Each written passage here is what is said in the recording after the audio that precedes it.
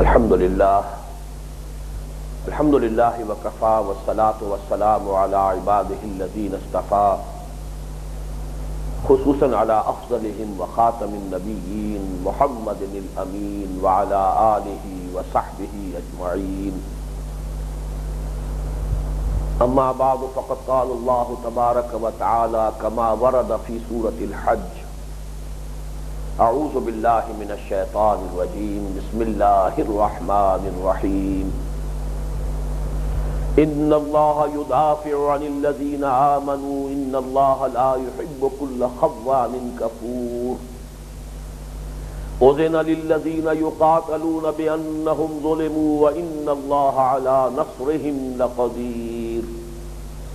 الذين اخرجوا من ديارهم بغير حق الا ان يقولوا ربنا الله ولولا دفع الله الناس بعضهم ببعض لهدمت صوامع وبيع وصلوات ومساجد يذكر فيها اسم الله كثيرا ولينصرن الله من ينصره ان الله لقوي عزيز.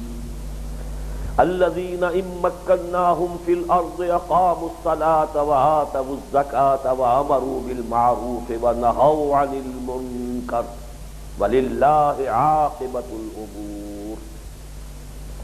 وقال تبارك وتعالى كما ورد في سورة البقرة: وقاتلوا في سبيل الله الذين يقاتلونكم ولا تعتدوا إن الله لا يحب المعتدين.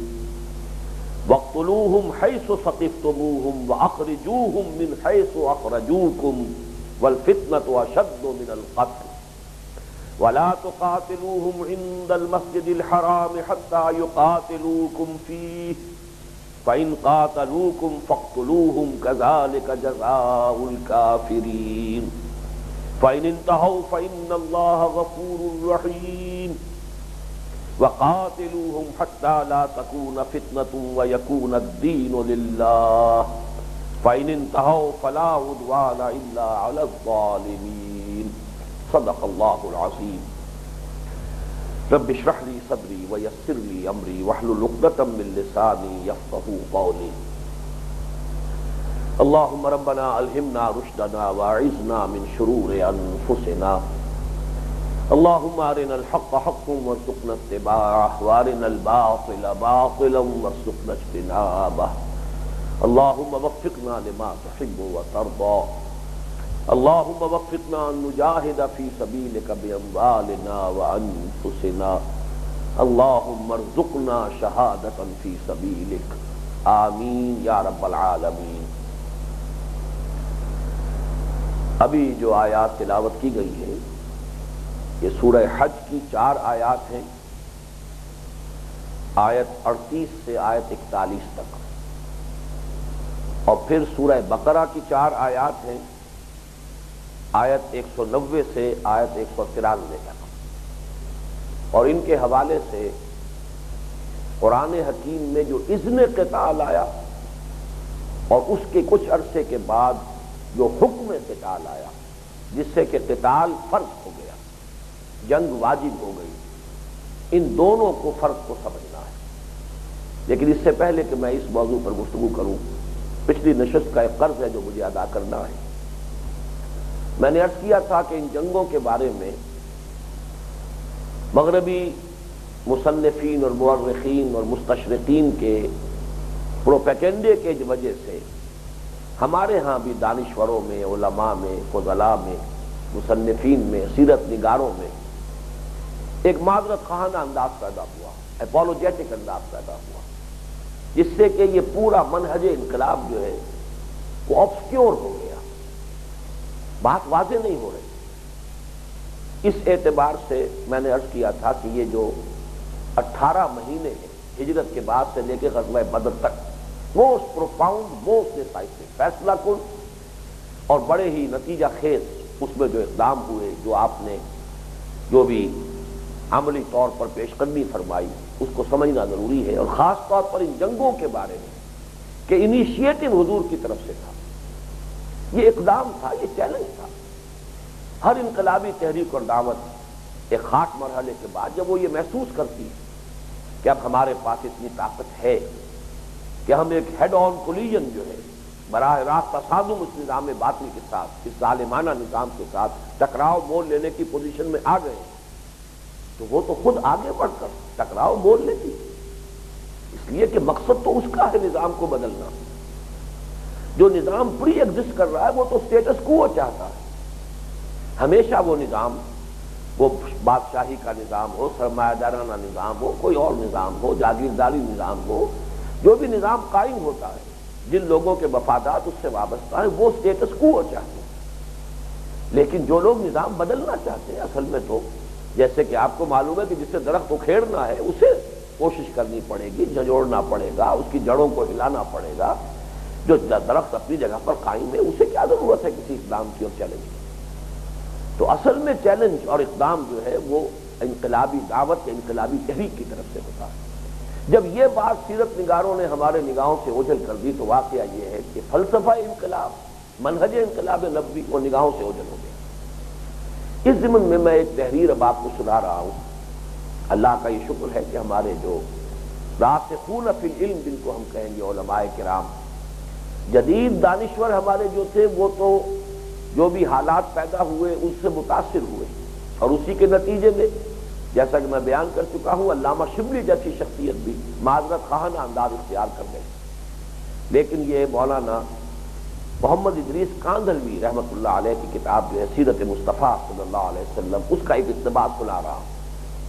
یہ جو ابھی پرچہ چھپا ہے، ابھی ایشو بھی نہیں ہوا ہے میثاق کا، جولائی سن 93 کا، اس میں یہ اقتباس شائع بھی ہو گیا ہے۔ مولانا کاندھلوی لکھتے ہیں، اور جب خداوند ذوالجلال کے باغیوں سے جہاد و قتال کا ذکر آتا ہے تو بہت پیچ و تاب کھاتے ہیں، اور اس کو اسلام کے چہرے پر ایک بدنما داغ سمجھ کر دھونے کی کوشش کرتے ہیں۔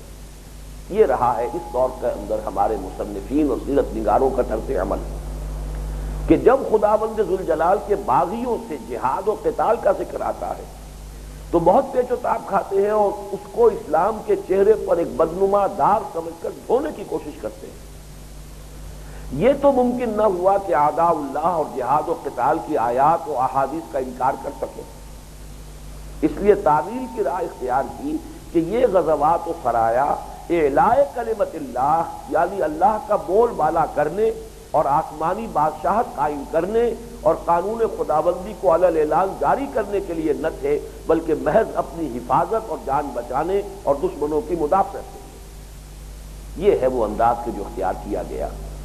اس پر جو دلیل دی ہے بہت خوبصورت مولانا ادریس کاندھلوی رحمۃ اللہ علیہ نے، بڑی عقلی دلیل ہے، منطقی دلیل ہے۔ اگر جہاد کی حقیقت فقط مدافعت ہوتی تو قرآن و حدیث میں اس کی ترغیب کی کوئی ضرورت نہ تھی۔ دشمن کی مدافعت کا لزوم اور وجوب عقلی اور فطری ہے۔ ظاہر بات ہے کہ دفاع کا حق جو ہے یہ تو لاجیکل ہے، ہر انسان کو ہر وقت حاصل ہے، ہر قوم کو ہر وقت حاصل ہے۔ اس کے لیے یہ ترغیب، اس کے لیے یہ انداز تشویق کا، اس کے لیے تحریص اور تحریض کا یہ زور شور جو قرآن مجید میں ملتا ہے، اس کی ضرورت ہی نہیں تھی۔ یعنی یوں سمجھیے تحصیل حاصل، جو چیز بغیر یہ سارا زور دیے ہوئے بھی حاصل ہے، اس کو خامخواہ اس کے اوپر اس طرح ایمفیسس ڈالنا اور اس کو ایمفیسائز کرنے کی ضرورت کیا ہے؟ یہ تو کار لا حاصل ہے یا تحصیل حاصل ہے، ایسی چیز کو حاصل کرنا جو کہ پہلے سے حاصل شدہ ہے۔ تو بڑی پیاری بات ہے، اگر جہاد کی حقیقت فقط مدافعت ہوتی تو قرآن و حدیث میں اس کی ترغیب کی حاجت نہ تھی۔ دشمن کی مدافعت کا لزوم اور وجوب عقلی اور فطری ہے، کسی عاقل کا اس میں اختلاف نہیں۔ کیا خلفائے راشدین کے تمام جہاد دفاعی تھے؟ کوئی جہاد ان میں اقدامی نہ تھا؟ اور کیا سلاطین اسلام کے ہندوستان پر حملے بھی اقدامی نہ تھے؟ 1000 سال قبل کیا کسی لالا اور دھوتی پرشاد کی مجال تھی کہ وہ کسی اسلامی حکومت کی طرف آنکھ اٹھا کر دیکھ سکے اور مسلمانوں پر حملہ کرنے کا تصور بھی کر سکے اور شاہان اسلام ان کی مدافعت کے لیے اٹھے؟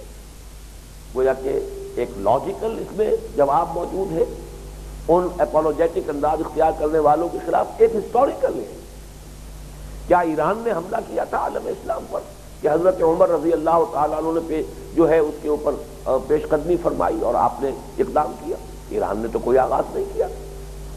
تو واقعہ یہ ہے کہ یہ لوگ جو اس انداز کو اختیار کرتے ہیں وہ ہر عقل و منطق، قرآن مجید اور حدیث اور احادیث نبویہ اس کو تو چھوڑیے، عقل و منطق کو بھی سامنے نہیں رکھتے اور تاریخی حقائق کو بحث کرتے. ایرانیوں نے کب حملہ کیا؟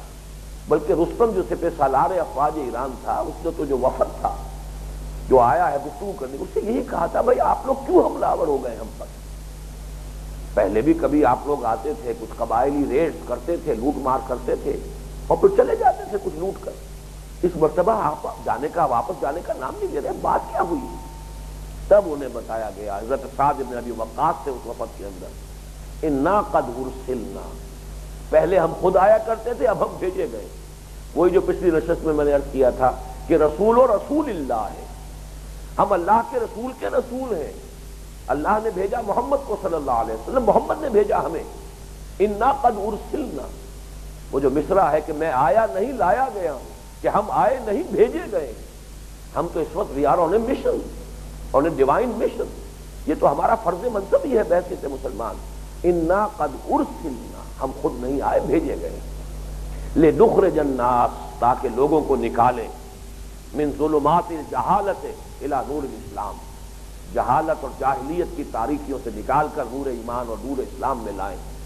ومن جور الملوک الی عدل الاسلام، اور بادشاہوں کے ظلم و ستم کے پنجے سے نجات دلا کر، چھڑا کر اسلام کے نظام عدل سے روشناس کریں. یہ ہمارا مشن ہے، ہم اس لیے آئے. تو یہ ہے اصل میں تمام حقائق کو ان کے صحیح کانٹیکسٹ میں رکھنا ضروری ہے. اب آئیے، جیسا کہ میں نے عرض کیا تھا کہ اذن قتال اور حکم قتال، اس کے لیے جو آیات ابھی تلاوت کی گئی ان کا ہم، ظاہر بات ہے کہ اس پر تفصیل میں جانے کی ضرورت نہیں ہے، لیکن میں چاہتا ہوں کہ ان آیات کے حوالے سے یہ حقائق آپ کے ذہن نشین ہو جائیں اور اس کے حوالے سے انہیں یاد رکھنا، ان کا استحضار آسان ہو جائے. سورہ حج کے بارے میں، جو کہ پچھلی نشست پر میں بھی اس پر گفتگو ہوئی تھی، سورہ حج کے بارے میں اختلاف ہے کہ آیا یہ مکی ہے یا مدنی. یہ رائے بھی ہے کہ یہ پوری سورت مکی ہے، یہ رائے بھی ہے کہ یہ پوری سورت مدنی ہے. لیکن ایک رائے جو بین کی ہے وہ یہ ہے کہ یہ پوری سورت بحیثیت مجموعی تو مکی ہے، لیکن اس میں مدنی آیات بھی شامل ہیں. اور ویسے بھی بقیہ پوری سورت جو ہے وہ بھی ہجرت سے متصلاً قبل نازل ہوئی. اور میں یوں دیکھتا ہوں قرآن مجید کی ان دو صورتوں کو کہ ہجرت کے درمیان میں اگر آپ رکھیں گے ہجرت کو تو متصلاً قبل سورہ حج ہے، متصلاً بعد سورہ بقرہ ہے. اور ان دونوں میں اتنی گہری مناسبتیں اور مشابہتیں ہیں. ایک مناسبت اور مشابہت وہ ہم نوٹ کر چکے ہیں کہ حضور صلی اللہ علیہ وسلم کا مقصد بعثت شہادت علی الناس، اس امت کا فرض منصبی شہادت علی الناس، یہ مضمون انہی دو صورتوں میں آیا. سورہ حج کی آخری آیت میں آیا وَجَاهِدُوا فِي اللَّهِ حَقَّ جِهَادِهِ هُوَ اجْتَبَاكُمْ، اور پھر ایک سبارڈینیٹ کلوز درمیان میں ہے، اسے چھوڑ رہا ہوں، اور لیکن کس لیے تمہیں چن لیا ہے؟ جہاد کرو اللہ کی راہ میں جتنا کہ جہاد کا حق ہے. اس نے تمہیں چن لیا ہے، پسند کر لیا ہے. کس لیے کر لیا ہے؟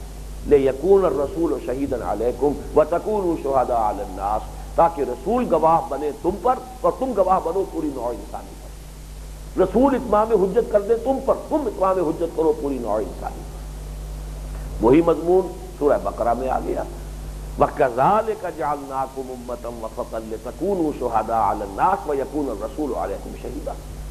اسی لیے، اسی غرض سے، اسی طرح ہم نے تمہیں امت وسط بنایا ہے. کوئی چھوٹی سی ایسوسیشن بناتے ہو تو اس کے ایمز اینڈ آبجیکٹس معین کرتے ہو، کوئی انجمن بناتے ہو، کوئی اور ادارہ بناتے ہو، انسٹیٹیوٹ بناتے ہو، تو پہلے ایمز اینڈ آبجیکٹس معین کرتے ہو، اغراض و مقاصد کیا ہیں. تمہیں جو امت بنایا گیا، امت کی تشکیل ہوئی ہے، امت کی تاسیس ہوئی ہے، امت کی تاج پوشی ہوئی ہے، تحویل قبلہ کو علامت بنا دیا گیا ہے کہ سابقہ امت معذور ہو گئی اور اب ایک نئی امت کی حیثیت سے تم اس مقام پر نصب کر دیے گئے. تو آخر مقصد کیا ہے؟ وَكَذَلِكَ جَعَلْنَاكُمْ أُمَّةً وَسَطًا لِتَكُونُوا شُهَدَاءَ عَلَى النَّاسِ وَيَكُونَ الرَّسُولُ عَلَيْكُمْ شَهِيدًا. اسی طریقے سے یہی دو صورتیں ہیں جن میں حج کے مناسک کا ذکر ہے اور پورے قرآن میں کہیں نہیں. سورہ حج کے بھی 2 رکوع ہیں، پورے 2 رکوع مناسک حج پر. سورہ بقرہ میں بھی 2 ہی رکوع ہے، وہ بھی مناسک حج پر، یہ مشابہت ہے۔ اسی طریقے سے اذن قتال سورہ حج میں ہے، حکم قتال سورہ بقرہ میں۔ تو یہ جو ان دونوں صورتوں کے مابین ربط ہے، مشابہت ہے، مناسبت ہے، اس میں یہ تیسری بات نوٹ کر لیجئے، اذن قتال ان آیات میں ہے۔ اب ان آیات کا مطالعہ کرتے ہیں۔ ان اللہ یدافع عن الذین آمنوا، یقیناً اللہ مدافعت فرمائے گا اہل ایمان کی جانب سے۔ ان اللہ لا یحب کل خوان کفور، اللہ تعالیٰ کو ہرگز پسند نہیں ہے وہ سب لوگ جو خائن ہوں، ناشکرے ہوں۔ اس آیت مبارکہ میں 2 پوائنٹس ہیں کہ جو بہت قابل توجہ ہیں۔ پہلی بات تو مسلمانوں کو یہ بتایا جا رہا ہے کہ اب تک جو قریش کا غلبہ مکے پر رہا، اور اے مسلمانوں تم پر بھی وہ غالب رہے، اس کی وجہ یہ نہ سمجھنا کہ اللہ کو ان سے کوئی محبت ہے یا یہ قریش پسند ہے۔ یہ تو خوان ہے، کفور ہے، یہ خائن ہے۔ انہوں نے کعبے کی حرمت کو برچا لگایا ہے، کعبے کے اصل مقصد کو ضائع کیا ہے۔ دنیا کے بتکدوں میں پہلا وہ گھر خدا تھا، یہ تو گھر خدا کا تھا جسے انہوں نے بتکدہ بنا دیا ہے۔ خدا واحد کی توحید کے لیے تعمیر کیے گھر کو 360 بتوں کا اڈا بنا دیا ہے۔ خوان ہے اور کفور ہے، نہایت ناشکرے ہیں کہ اسی کعبے کی بدولت انہیں رزق مل رہا ہے، اسی کی بدولت انہیں حقوق حاصل ہیں، عرب میں انہیں امن حاصل ہے۔ فَلْيَعْبُدُوا رَبَّ هَٰذَا الْبَيْتِ الَّذِي أَطْعَمَهُم مِّن جُوعٍ وَآمَنَهُم مِّن خَوْفٍ۔ ان احسانات کا انہوں نے یہ بدلہ چکایا، تو اللہ تعالیٰ کو تو ان سے نفرت ہے، لیکن ظاہر بات ہے کہ ان کے مقابلے کے قابل ہونے کے لیے تمہیں کچھ بھٹیوں میں سے گزرنا تھا، یہ تمہاری تربیت کا لازمی جز تھا، تمہیں ان امتحانوں میں سے، آزمائشوں میں سے، ان ابتلاؤں میں سے گزارنا لازم تھا، یہ ہماری حکمت کا تقاضا تھا۔ اب تم تیار ہو گئے ہو، اب تمہاری جمعیت فراہم ہو گئی ہے، تمہاری تربیت ہو گئی ہے، تم منظم ہو گئے ہو، تم سب و ساتھ کے خوگر ہو گئے ہو، تم جان ہتھیلی پر لے کر اب تیار ہو اپنا تن من دھن اللہ کی راہ میں لگانے کے لیے۔ اب اللہ تعالیٰ کی طرف سے وہ حکم آ رہا ہے اور اب مدافعت اللہ کرے گا تمہاری طرف سے۔ لیکن دوسرا نقطہ یہاں نوٹ کرنے کے قابل یہ ہے کہ بدقسمتی سے آج کا مسلمان ان الفاظ سے یہ سمجھے گا کہ مجھے اب کچھ کرنے کی ضرورت نہیں ہے، مدافعت کی ذمہ داری تو اللہ نے لے لی، جبکہ صحابہ کا طرز عمل بالکل برعکس ہے۔ قرآن مجید میں اللہ تعالیٰ نے رزق کی ذمہ داری لے رکھی ہے، ہر چوپائے کا رزق اللہ کے ذمہ ہے۔ وَمَا مِن دَابَّةٍ إِلَّا عَلَى اللَّهِ رِزْقُهَا، لیکن اس آیت کو پڑھتے بھی ہیں، پھر بھی رزق کے حصول کے لیے صبح سے لے کے شام تک محنتیں کرتے ہیں، مشقتیں کرتے ہیں، جد و جہد کرتے ہیں، وہاں وہ نتیجہ اخذ نہیں کرتے کہ گھر پہ بیٹھے رہو، اللہ تعالیٰ پر ایمان رکھو اور اللہ تعالیٰ رزق پہنچا دے گا۔ لیکن دین کی خدمت یہ اللہ کر دے گا۔ لِيُظْهِرَهُ عَلَى الدِّينِ كُلِّهِ، یہ فاعلی ضمیر جو ہے یہ اللہ کی طرف جا رہی ہے، اللہ غالب کرے گا، یہ انسانوں کے کرنے کا کام نہیں ہے۔ یہ ہے وہ حماقتیں جس میں اچھے اچھے مذہبی عناصر، اچھے اچھے سمجھدار لوگ جو ہیں ان مغالطوں میں، ان حماقتوں میں مبتلا ہیں۔ لیکن صحابہ کرام نے یہ نہیں سمجھا۔ ان اللہ یدافع عن الذین آمنوا، یہ وعدہ اپنی جگہ ہے، لیکن محنت تمہیں کرنی ہوگی، مشقت تمہیں کرنی ہوگی۔ ان تنصروا اللہ ینصرکم، اگر تم اللہ کی مدد کرو گے تو اللہ تمہاری مدد کرے گا۔ اپنا سب کچھ میدان میں لا کر ڈال دو گے، پھر نصرت خداوندی آ جائے گی۔ 313 کو لا کر میدان بدر میں اے محمد تم ڈال دو گے صلی اللہ علیہ وسلم، اور پھر سجدہ کرو گے ہماری جناب میں، تو ہماری طرف سے نصرت کی نوید آ جائے گی۔ لیکن یہ کہ جو کچھ انسان کر سکتا ہو وہ نہ کرے اور صرف اللہ کے اوپر توکل کرے، یہ اسلامی توکل نہیں۔ اس کے بعد وہ آیت آ گئی، اذن للذین یقاتلون بانہم ظلموا وان اللہ علی نصرہم لقدیر۔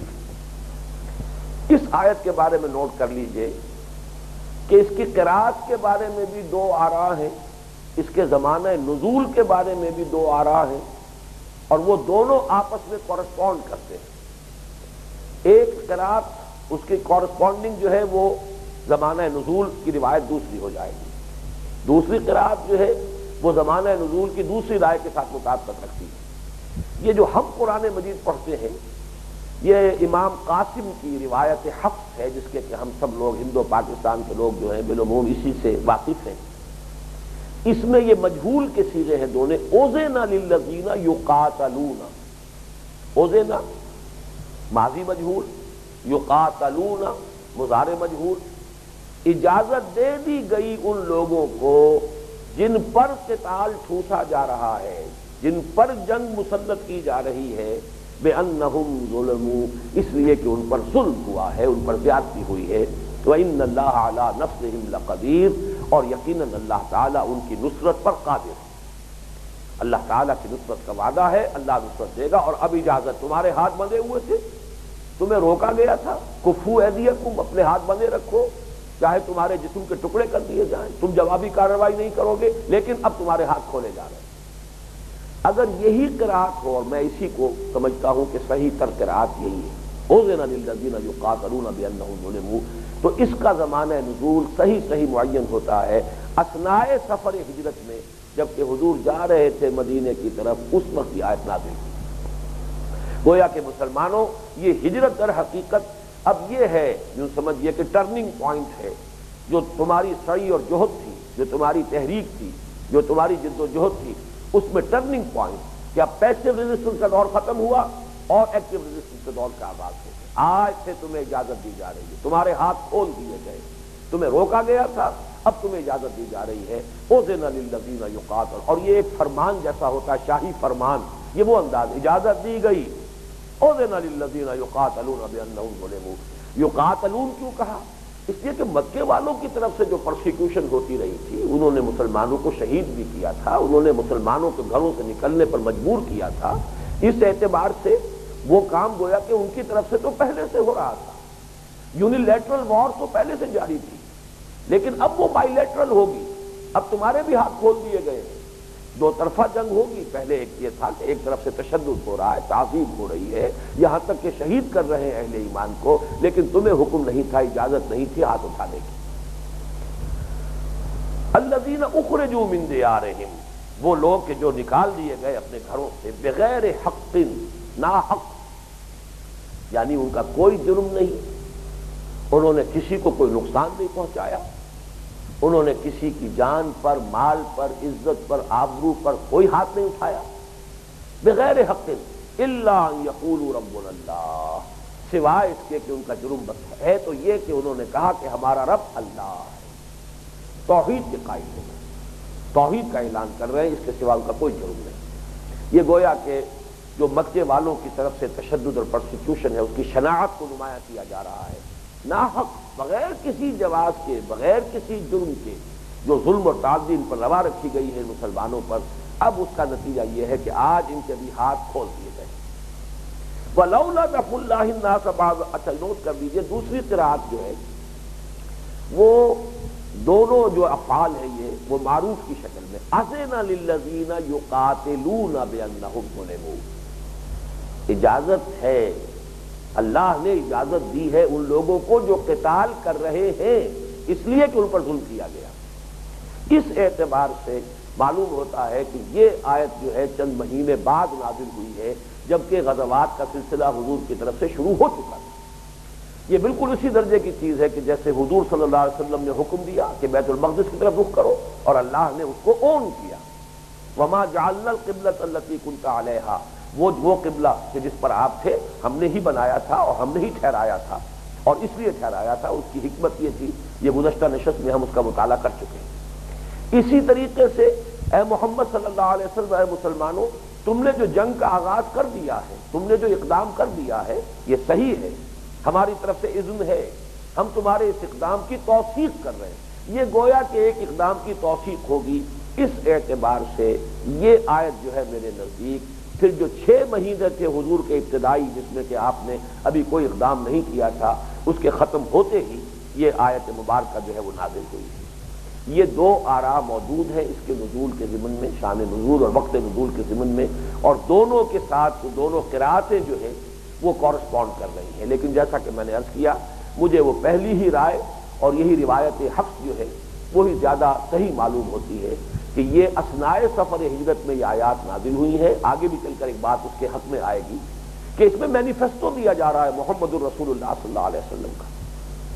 یہ میں عام فہم لفظ استعمال کر رہا ہوں، آج کی دنیا میں تو آپ الیکشن لڑتے ہیں تو مینیفیسٹو دیتے ہیں، اگر ہماری حکومت ہوگی تو ہم یہ کریں گے، محمد الرسول اللہ صلی اللہ علیہ وسلم جب جا رہے تھے مکے سے مدینے کی طرف تو اللہ کے علم میں ہے کہ مدینے میں تو تیاری ہو رہی ہے آپ کے استقبال کی، اور جاتے ہی وہاں آپ کو ایک ایسی حیثیت حاصل ہو جائے گی کہ آپ کے ہاتھ میں اختیارات بھی آ جائیں گے، تو پھر کیا کریں گے؟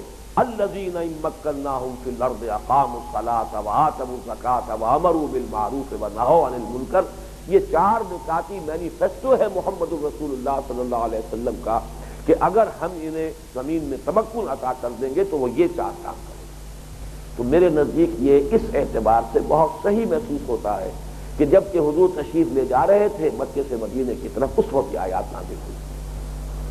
اب آگے چلیے، الذین اخرجوا من دیارہم بغیر حق الا ان یقولوا ربنا اللہ ولولا دفع اللہ الناس بعضهم ببعض لهدمت صوامع وبیع وصلوات ومساجد یذکر فیہا اسم اللہ کثیرا، اور اگر اللہ تعالی کا یہ طریقہ نہ ہوتا کہ کچھ لوگوں کے ذریعے سے کچھ لوگوں کو دفع کرتا رہتا، دور کرتا رہتا، ختم کرتا رہتا، مٹاتا رہتا، یہ ایک بہت اہم اصول ہے جو فلسفہ تاریخ کا ایک اہم اصول ہے۔ کوئی تہذیب اٹھتی ہے اور وہ اپنے عروج کو پہنچتی ہے، ظاہر بات ہے کہ اس میں کچھ نہ کچھ بھلائیاں ہوتی ہیں، اچھائیاں ہوتی ہیں، پھر اس پر بڑھاپا طاری ہوتا ہے اور وہ مزمحل ہو کر گلی سڑی تہذیب ہو جاتی ہے، پھر اللہ تعالیٰ کسی اور کو ابھارتا ہے، کسی قوم کو اٹھاتا ہے جو اس گڑا سڑا جو حصہ ہے نوع انسانی کا اس کو کاٹ کر ختم کر دیتا ہے۔ ورنہ تو یہ کہ اگر یہ سب گلے سڑے حصے جو ہیں باقی رہ جاتے دنیا میں تو فساد ہی فساد ہوتا، پھر تو ہر طرف سے جو ہے وہ بدبو ہی بدبو آ رہی ہوتی، اس دنیا میں خیر کا وجود ہی نہ رہتا۔ وَلَوْلَا دَفْعُ اللَّهِ النَّاسَ بَعْضَهُمْ بِبَعْضٍ، اگر اللہ دور نہ کرتا رہتا وقتاً فوقتاً کچھ لوگوں کے ذریعے سے دوسرے لوگوں کو، تو پھر تو یہ کہ اس دنیا میں اللہ تعالیٰ کی عبادت کا کوئی بھی سلسلہ برقرار ہی نہ رہتا۔ لَهُدِّمَتْ صَوَامِعُ وَبِيَعٌ وَصَلَوَاتٌ وَمَسَاجِدُ يُذْكَرُ فِيهَا اسْمُ اللَّهِ كَثِيرًا، منہدم کر دیے جاتے تمام کے تمام۔ صوامع کہتے ہیں، صومعہ کی جمع ہے، یہ وہ راہب خانے مونیسٹریز جو بنتی تھی، عیسائیوں کا یہ نظام ہے، بہت بڑا جو ہے مونیسٹسزم جو ہے، کرسچین مونیسٹسزم، یہ بہت بڑا ادارہ رہا ہے تاریخ کے اندر۔ بیعون یہ ان کی عبادت گاہیں جو شہروں میں تعمیر ہوتے تھے جنہیں ہم گرجے کہتے ہیں، اور صلوات یہ صلوتا جو ہے یہ یہودیوں کی جو جائے نماز کہیے عبادت کی جگہ صلوتا، اور یہ صلوتا ہی کا لفظ عبرانی سے گیا ہے غالباً، اور یہ گریک سے ہوتا ہوا یہ انگریزی تک پہنچ گیا سیلیوٹ، سیلیوٹ اور سیلیوٹیشن جو ہے اسی لفظ صلوتا سے ہے، یہ کہ اسی میں اللہ تعالیٰ کے انسان گویا کہ اللہ کا ادب کرتا ہے، احترام کرتا ہے، اس کے سامنے تواضع میں جھکتا ہے، رکوع و سجود کرتا ہے، تو یہ سیلیوٹ ہے ایک بندے کا اللہ کے لیے۔ تو صلوتا سینیگوگ کو کہتے ہیں، وہ مساجد مسجدیں اللہ تعالیٰ کے لیے، یہ گویا کہ مسلمانوں کی مسجدیں، یہودیوں کے صلوتا جو ان کے سینیگوگز ہیں، اور عیسائیوں کے 2 مونیسٹریز بھی اور ان کے چرچز بھی۔ تو ان سب کا تذکرہ کیا ہے اس لیے کہ ہر دور میں جبکہ وہی امت تھی، برحق امت، ظاہر بات ہے کہ حضرت مسیح علیہ السلام کے آنے سے پہلے یہودیت ہی اصل مذہب تھا، وہی اسلام تھا، وہی دین تھا اللہ کی طرف سے بھی۔ حضرت مسیح علیہ السلام کے آنے کے بعد اور حضور صلی اللہ علیہ وسلم کی بعثت سے قبل عیسائیت ہی اصل دین ہے، وہی اسلام تھا۔ اب حضور کی تشریف آوری کے بعد اب اسلام ہے اللہ کا دین، ان الدین عند اللہ الاسلام۔ تو ان تمام معابد کا تذکرہ کیا گیا، اور میں خاص طور پر آج کل نظام خلافت کی تقاریر میں اس آیت کا حوالہ دیتا ہوں کہ قرآن مجید نے یہ انداز اختیار کیا ہے کہ غیر مسلموں کی عبادت گاہوں کا تذکرہ پہلے کیا ہے، مسلمانوں کی عبادت گاہ مسجد کا ذکر بعد میں کر رہا ہے۔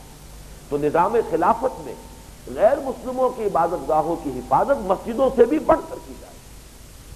لَهُدِّمَتْ صَوَامِعُ وَبِيعٌ وَصَلَوَاتٌ وَمَسَاجِدُ يُذْكَرُ فِيهَا اسْمُ اللَّهِ كَثِيرًا، اور جیسا کہ اصول میں نے بارہا عرض کیا ہے کہ اہم مضامین قرآن مجید میں 2 جگہ ضرور آتے ہیں، لہذا نوٹ کر لیجئے سورہ بقرہ کی آیت نمبر 251 میں یہ مضمون بھی آیا ہے، یہ چونکہ فلسفہ تاریخ کا ایک اہم مسئلہ ہے۔ وَلَوْلَا دَفْعُ اللَّهِ النَّاسَ بَعْضَهُمْ بِبَعْضٍ لَفَسَدَتِ الْأَرْضُ وَلَٰكِنَّ اللَّهَ ذُو فَضْلٍ عَلَى الْعَالَمِينَ، اگر اللہ کا یہ طریقہ نہ ہوتا کہ وہ کچھ لوگوں کے ذریعے سے کچھ دوسرے لوگوں کو دور کرتا رہتا، ہٹاتا رہتا، ختم کرتا رہتا، قومیں ختم ہوتی رہتی، تہذیبیں ختم ہوتی رہتی، تو زمین میں فساد ہی فساد ہو جاتا۔ لفسدت الارض ولکن اللہ ذو فضل علی العالمین، اللہ تعالیٰ تو تمام جہانوں پر بڑے فضل والا ہے۔ اس کے بعد فرمایا وَلَا يَنصُرَنَّ اللَّهُ مَن يَنصُرُهُ، یہ جو صیغہ یہاں آیا ہے کیونکہ سورہ عنکبوت میں بھی بار بار آیا ہے، پھر گزشتہ نشست میں بھی آیا تھا وَلَنَبْلُوَنَّكُمْ بِشَيْءٍ مِّنَ الْخَوْفِ، بارہا کر چکا ہوں کہ اس سے زیادہ تاکید کا اسلوب عربی زبان میں موجود ہی نہیں ہے۔ وَلَيَنصُرَنَّ اللَّهُ مَن يَنصُرُهُ، اب جس کو ذرا سا بھی ایمان کی کوئی رمق حاصل ہو کہ یہ اللہ کا کلام ہے، پھر بھی وہ شک کرے اللہ کی نصرت میں، تو میں سمجھتا ہوں کہ یہ بالکل ایک غیر منطقی بات ہوگی۔ اللہ لازماً مدد کرے گا ان کی جو اس کی مدد کرے گا، لیکن بات وہی ہے جو میں نے پچھلی نشست میں عرض کیا تھا کہ یہ بائی لیٹرل ریلیشن شپ ہے۔ ان تنصروا اللہ ینصرکم فاذکرونی اذکرکم، تم مجھے یاد کرو، یاد رکھو، میں تمہیں یاد رکھوں گا۔ تم اللہ کی مدد کرو گے، اللہ تمہاری مدد کرے گا۔ تم میری طرف چل کر آؤ گے، میں دوڑ کر آؤں گا۔ تم بارش بھراؤ گے، میں ہاتھ بھراؤں گا۔ تم مجھے اپنے دل میں یاد کرو گے، میں بھی تمہیں اپنے جی میں یاد کروں گا۔ تم میرا ذکر کسی محفل میں کرو گے، میں اس سے اونچی اور بڑی اعلیٰ محفل میں تمہارا ذکر کروں گا۔ یہ بائی لیٹرل ریلیشن شپ ہے اللہ کا اور بندے کا۔ چنانچہ یہاں فرمایا وَلَا يَنصُرَنَّ اللَّهُ مَن يَنصُرُهُ إِنَّ اللَّهَ لَقَوِيٌّ عَزِيزٌ، اور اللہ تو ہے قوی اور عزیز، ایسی ہستی جس کی قوت کامل، جس کا اختیار اور اقتدار مطلق، وہ وعدہ کر رہی ہے کہ تمہاری مدد کرے گا، پھر بھی تمہیں شک ہے۔ وَمَن كَفَرَ بَعْدَ ذَلِكَ فَأُولَٰئِكَ هُمُ الْفَاسِقُونَ، اللہ کے ایسے صریح وعدوں کے بعد بھی کمر ہمت نہ کسو، محنت نہ کرو، کوشش نہ کرو، تو اس سے بڑھ کر پھر انسان کی محرومی اور بدنصیبی کوئی نہیں۔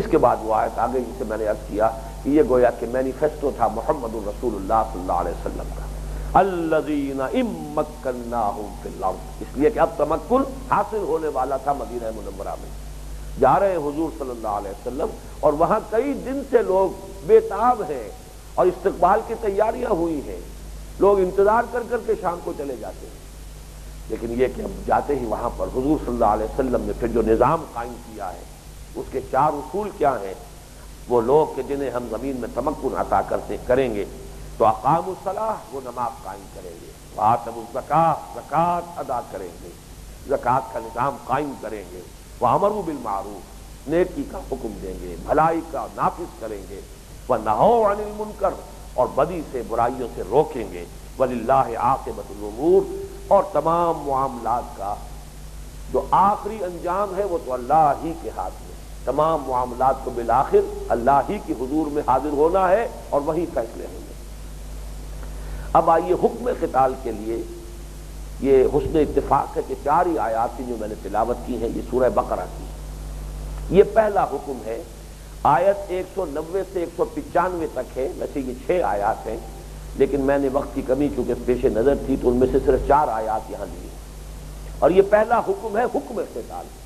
اس میں بھی آپ نوٹ کریں گے کہ نرمی ہے، اس کے بعد اگلا آئے گا اس کے اندر پھر اور سختی پیدا ہوئی، فرمایا وَقَاتِلُوا فِي سَبِيلِ اللَّهِ الَّذِينَ يُقَاتِلُونَكُمْ، اور مسلمانوں جنگ کرو اللہ کی راہ میں ان سے جو تم سے جنگ کر رہے ہیں، وَلَا تَعْتَدُوا، اور دیکھنا حد سے آگے نہ بڑھنا، زیادتی نہ کرنا، إِنَّ اللَّهَ لَا يُحِبُّ الْمُعْتَدِينَ، اللہ تعالیٰ زیادتی کرنے والوں کو پسند نہیں کرتا۔ وَاقْتُلُوهُمْ حَيْثُ ثَقِفْتُمُوهُمْ، تدریجاً جو سختی آ رہی ہے اب اس کو لوڈ کرتے چلے جائیے، انہیں قتل کرو جہاں بھی انہیں پاؤ، وَأَخْرِجُوهُمْ مِنْ حَيْثُ أَخْرَجُوكُمْ، نکالو انہیں وہاں سے جہاں سے انہوں نے تمہیں نکالا۔ اب یہ میں اس لیے اس قدر زور دے کر یہ باتیں کہہ رہا ہوں کہ بات واضح ہو جائے کہ اسلام کا معاملہ بدھ مت کے بھکشوؤں والا نہیں ہے۔ مکی دور پر اگر آپ کہیں بدھ مت کے بھکشوؤں والی بات تھی تو صحیح تھی، مار کھاؤ چپ رہو، صبر کرو، تحمل کرو، برداشت کرو، نغمہ ہے بلبل شوریدہ تیرا خام ابھی، اپنے سینے میں اسے اور ذرا تھام ابھی، دعوت میں لجاجت اختیار کرو، تواضع اختیار کرو، خوش آمدیں کرو لوگوں کی، اور جاؤ اور بار بار جاؤ، گھر گھر پر دستک دو۔ یہاں پہ اگر آپ اسے کہیں کہ اس میں داعی کا وہ کردار ہے، وہ یقیناً ہے، اس کو بدھ مت کا بھکشو کہے کوئی حرج نہیں، لیکن یہ کہ یہ دائمی نہیں ہے، یہ ہمیشہ کا نہیں ہے، یہ مستقل نہیں ہے، یہ اس لیے ہے کہ کچھ سعید روحوں کو جمع کر لو، کھینچ لو، جیسے کہ میگنیٹ جو ہے وہ لوہ چون کو علیحدہ کر لیتا ہے لکڑی کے برادے سے، پھر جو یہ سعید روحیں آ گئی ہیں تمہارے میگنیٹ کے ساتھ چمٹ گئی ہیں، قرآن میگنیٹ ہے، اس کے ذریعے سے وہ کھینچ لے گا جن کے اندر بھی وہ سعادت موجود ہے، جن میں بھی جن کی جو فطرت ہے وہ ابھی سلامتی پر برقرار ہے۔ پھر ان کو بٹو، ان کو کوڑا بناؤ، ان کو ایک طاقت کی شکل دو، پھر اس کوڑے کو دے مارو۔ با نشہ درویشی در ساز و دمادم زن چو پختہ شوی خضرا بر سلطنت جم زن۔ اس دوسرے مرحلے کو بھی اتنے ہی زور شور کے ساتھ، اتنے ہی ایمفیسس کے ساتھ بیان کیا جانا چاہیے۔ یہ دونوں اپنی اپنی جگہ پر ذرا سختی دیکھیے، وَاقْتُلُوهُمْ حَيْثُ ثَقِفْتُمُوهُمْ، جہاں پاؤ قتل کرو، وَأَخْرِجُوهُمْ مِنْ حَيْثُ أَخْرَجُوكُمْ، نکالو انہیں وہاں سے جہاں سے انہوں نے تمہیں نکالا ہے۔ وَالْفِتْنَةُ أَشَدُّ مِنَ الْقَتْلِ، اور فتنہ قتل سے بڑھ کر ہے۔ بہت پیاری بات کہی ہے یہ کہ کچھ لوگ ہوتے ہیں یا تو اپنی بزدلی کی وجہ سے، یا وہ ایک خاص قسم کی نیکی ہوتی ہے طبیعت کی، جی کیا خوریزی کرنی ہے، قتل کرنا تو اچھی بات نہیں ہے، جنگ تو بہرحال کوئی اچھا کام نہیں ہے۔ فرمایا کہ نہیں، جنگ کے مقابلے میں فتنہ کیا شے ہے؟ بغاوت اللہ کے خلاف، زمین اللہ کی ہے، مالک وہ ہے، حکم اس کا چلنا چاہیے۔ جس کسی نے بھی اپنی حاکمیت قائم کی ہے وہ باغی ہے، یہ فتنہ ہے، یہ فساد ہے۔ ظہر الفساد فی البر والبحر، بر و بحر میں فساد رونما ہو چکا ہے۔ تو جو اللہ کے وفادار بندے ہیں وہ بیٹھے رہیں گے۔ والفتنۃ اشد من القتل، یہ فتنہ جو ہے قتل سے کہیں بڑھ کر ہے، شدید ہے۔ ولا تقاتلوہم عند المسجد الحرام، ہاں یہ احتیاط محفوظ رکھو، مسجد حرام کے قریب ان سے جنگ نہ کرو، حتی یقاتلوکم فیہ، یہاں تک کہ وہ خود تم سے اسی میں جنگ کریں، یعنی جو حرم کی حرمت ہے اس کو بٹا نہ لگاؤ۔ فَإِنِ انتہوا فَإِنَّ اللَّهَ فَإِنْ قَاتَلُوكُمْ فَاقْتُلُوهُمْ كَذَلِكَ جَزَاءُ الْكَافِرِينَ، پھر اگر وہ تم سے حرم کے علاقے میں بھی جنگ کریں تو انہیں قتل کرو۔ پھر یہ نہیں ہے کہ اب حرم کی وجہ سے تمہارے ہاتھ رکے رہ جائیں، بلکہ انہیں قتل کرو، یہی بدلہ ہے ان کافروں کا۔ فَإِنِ انتہوا فَإِنَّ اللَّهَ غَفُورٌ رَحِيمٌ، پھر اگر باز آ جائیں تو اللہ تعالیٰ بھی غفور اور رحیم ہے۔ وَقَاتِلُوهُمْ حَتَّى لَا تَكُونَ فِتْنَةٌ، یہ ہے آیت بڑی اہم۔ اب یہ ہدف معین کر رہی ہے کہ یہ قتال کب تک جاری رہے گا؟ جنگ کرو ان سے یہاں تک کہ فتنہ بالکل فروغ ہو جائے، بغاوت فروغ ہو جائے، فساد ختم ہو جائے، حق بحقدار رسید، اللہ کا حق ہے، اسی کی حکومت ہو اور اس کو وہ پہنچ جائے۔ وَيَكُونَ الدِّينُ لِلَّهِ، دین کل کا کل اللہ کے لیے ہو جائے۔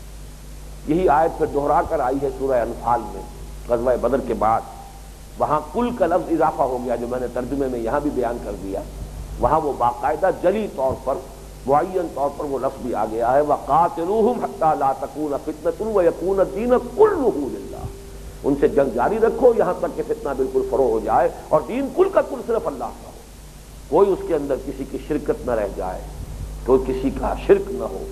لا یشرک فی حکمہ احدا، حکم کل کا کل اللہ کے اختیار میں آ جائے۔ فَإِنِ انتہوا فَلَا عُدْوَانَ إِلَّا عَلَى الظَّالِمِينَ، پھر اگر باز آ جائیں توبہ کر لیں تو پھر زیادتی نہیں کرنی ہے مگر ظالموں پر۔ اب اگرچہ وقت تو ختم ہونے کے قریب ہو گیا ہے، لیکن مجھے ابھی یہ بیان کرنا ہے حکم ثانی جو آیا ہے۔ یہ حکم ثانی جو میں ابھی آپ کو سنا رہا ہوں سورہ بقرہ کی آیت نمبر 214 سے 218 تک ہے، لیکن 214 والی آیت ہم اس سے پہلے پڑھ چکے ہیں، وہ وہی آیت ہے، ام حسبتم ان تدخلوا الجنہ ولما یاتکم مثل الذین خلوا من قبلکم مستهم البأساء والضراء وزلزلوا حتى يقول الرسول والذین آمنوا معه متى نصر اللہ الا ان نصر اللہ قریب۔ یہ سورہ عنکبوت کے پہلے رکوع کے درس کے ضمن میں یہ آیت جو ہے ہم پڑھ چکے ہیں۔ یہ جو دوسرا حکم آیا ہے یہ میرے نزدیک شعبان سن 2 میں نازل ہوا ہے، یعنی غزوہ بدر سے صرف 1 مہینہ قبل۔ اس وقت جو واقعہ نخلہ ہے وہ پیش آ چکا ہے، نخلہ میں جو کچھ ہوا، بہرحال رجب کے مہینے کی حرمت جو ہے اس کا الزام، بے حرمتی جو ہے اس کا الزام مسلمانوں پر آیا، اس کی چہمے گوئی ہوئی، اس کو قریش نے بہت بڑا مخالفانہ پروپیگنڈے کی بنیاد بنا لیا، لہذا آپ دیکھیں گے کہ اس کا ذکر جو ہے اب اس دوسرے حکم کے اندر آ رہا ہے۔ یہ آیات ہیں 214 سے 218 تک، لیکن وقت کی کمی کی وجہ سے میں یہاں 214 اور 215 کو چھوڑتے ہوئے صرف 3 آیات کا تیزی کے ساتھ ترجمہ کر رہا ہوں۔ اب یہاں پہ نوٹ کیجئے، پہلے اذن قتال تھا، پھر حکم قتال آیا تھا، یہاں وجوب قتال آ رہا ہے، جنگ تم پر فرض کر دی گئی، یہ گویا کہ تدریجاً ارتقا ہو رہا ہے۔ اذن قتال جنگ کی اجازت ہے، حکم قتال قتال کرو، اور وجوب فرضیت قتال یہ تم پر اب لازم۔ کتب علیکم القتال وہو کرہ لکم، اے مسلمانوں اب تم پر جنگ فرض کر دی گئی ہے اور وہ تمہیں ناگوار ہے۔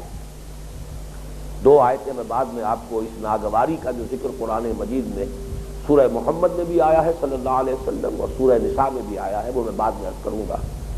کتب علیکم القتال وہو کرہ لکم، جنگ اب تم پر فرض کر دی گئی اور وہ تمہیں ناگوار ہے۔ وعسیٰ ان تکرہوا شیئا وہو خیر لکم، جان لو کہ عین ممکن ہے کہ تمہیں کوئی شے ناپسند ہو، درا حال ہے کہ اسی میں تمہارے لیے خیر ہو۔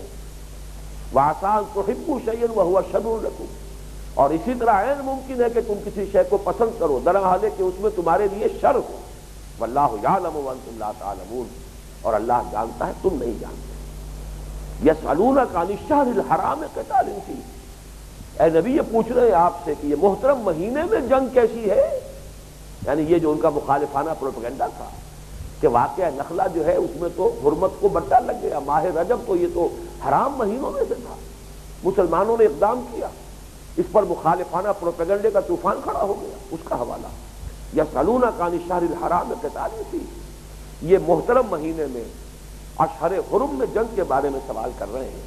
دیکھیے بڑا پیارا جواب آیا ہے، اس میں ان مسلمانوں کی طرف سے بھی گویا کہ اللہ تعالیٰ نے ان کی طرف سے الزام ہٹا دیا، ان کی طرف سے وضاحت اللہ پیش فرما رہا ہے۔ قل قتال فیہ کبیر، کہیے کہ واقعتاً اشہر حرم میں کسی محترم مہینے میں کسی حرام مہینے میں جنگ کرنا بہت بڑی بات ہے، بڑا گناہ ہے، بہت غلط حرکت ہے، لیکن وصد عن سبیل اللہ وکفر بہ والمسجد الحرام واخراج اہلہ منہ اکبر عند اللہ، یہ جرم تو نظر آ گیا تمہیں کہ اشہر حرم کی حرمت کو بٹا لگ گیا، اور یہ تمہیں نظر نہیں آیا کہ تم نے اللہ کے راستے سے ہمارے ان بندوں کو روکا، صد عن سبیل اللہ، اللہ کے راستے سے روکا، تم ہمارے ان مومن بندوں کے در پہ رہے، تم نے انہیں یہاں سے حرم سے نکلنے پر مجبور کیا، مکے سے انہیں ترک وطن پر مجبور کیا،